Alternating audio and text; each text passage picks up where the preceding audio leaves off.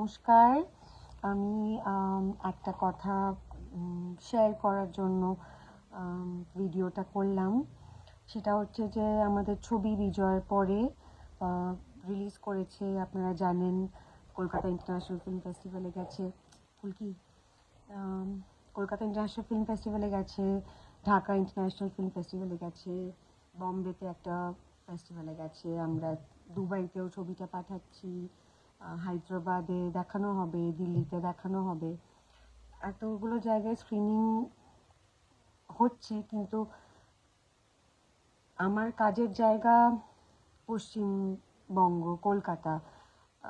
কলকাতায় মানুষ যদি ছবিটা দেখতে না পায়, সেটা সবসময় একটা খুব দুঃখ এবং আফসোসের কারণ হয়ে দাঁড়ায়। এবার নতুন পরিচালক, নতুন প্রযোজক, তারা খুব ভালো হল পাবে, দারুণ শো টাইমিং পাবে, এটা তো হওয়ার নয়। আমি আমার গোটা ক্যারিয়ারে নতুন পরিচালকদের সঙ্গে কাজ করেছি, নতুন প্রযোজকদের সাথে কাজ করেছি, এবং সবসময় দেখেছি যে ডিস্ট্রিবিউশন নিয়ে একটা বিশাল লড়াই চলতে থাকে। হল পাওয়া নিয়ে যুদ্ধ, হল পেলে তারপরে সেই হলের শো টাইমিং নিয়ে যুদ্ধ। বিজয় পরে রিলিজ করেছিল 12ই জানুয়ারি, এবং আমাদেরকে মেজরলি সব হল দেওয়া হয়েছিল শো টাইমিং দুপুর 1:30টার সময়। এবার উইকডেজে দুপুর 1:30টার সময় কারা সিনেমা দেখতে যাবে এটা আমি জানি না, কারণ আমার পক্ষে তো কোনো সময়তেই উইকডেতে বা কোনো ডেতেই দুপুর 1:30টার সময় সিনেমা দেখতে যাওয়াটা সম্ভব না।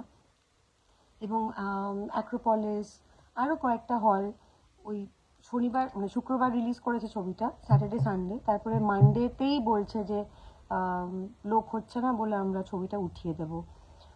তো একটা নতুন ছবি, সেটা মানুষের দেখতে যাওয়ার আগেই যদি উঠিয়ে দেওয়া হয়, সম্ভাবনা আরও কমতে থাকে যে কতজন মানুষ দেখতে পাবে।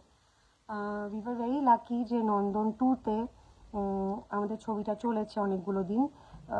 দুপুর 3:30 শো ছিল, এবং আমি নিজেও গেছিলাম হল ভিজিটে। প্রায় 2 সপ্তাহ পর পর নন্দন 2তে হাউসফুল গেছে।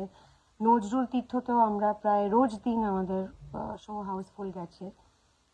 এবার এই সপ্তাহ থেকে নন্দন 2-এর 3:30 টাইমটা সরিয়ে নন্দন 1, যেটা অনেক বড় হল, অনেক বেশি মানুষ সেখানে দেখতে পারে ছবিটা, কিন্তু আমাদের টাইমিং দেওয়া হয়েছে দুপুর 12:30, 12:30 PM নন্দন 1-এ।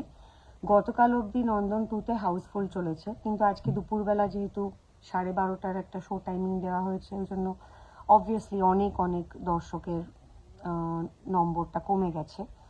আর নজরুল তীর্থতেও তো আমরা নেই, এখন আমাদের ছবিটা নেই।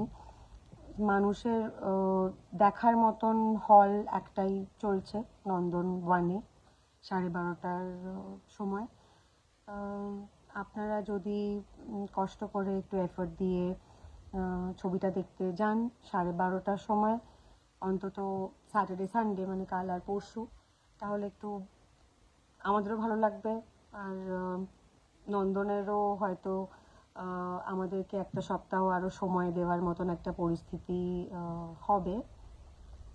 ছবিটা দেখুন, নিশ্চয়ই ভালো হয়েছে, না হলে বাকি হলগুলোতে যে কটাতেই আমরা থাকতে পেরেছি সেখানে হাউসফুল যেত না, বা এতগুলো ফেস্টিভ্যালে গিয়ে এত কি বলবো ভালোবাসা পেত না, বা অডিয়েন্সের মনে জায়গা করে নিতে পারতো না। সো আমার ছবি, মমতা শঙ্করের, আমার মনে হয় তার জীবনের শ্রেষ্ঠ পারফরমেন্স দিয়েছেন উনি এই ছবিটাতে।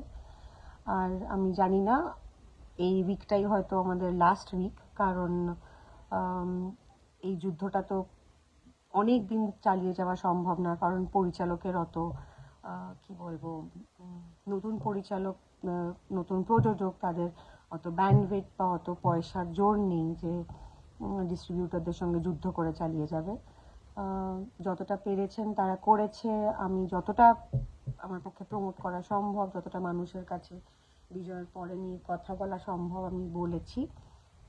নন্দন 12:30টায় আমরা আছি এখন অবধি।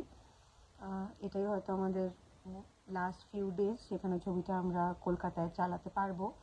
আপনারা যদি কাল পরশু উইকেন্ড আছে, আর যারা পারবেন তারা যদি 12:30টার শোটা দেখতে যান তাহলে আমাদের খুব ভালো লাগবে।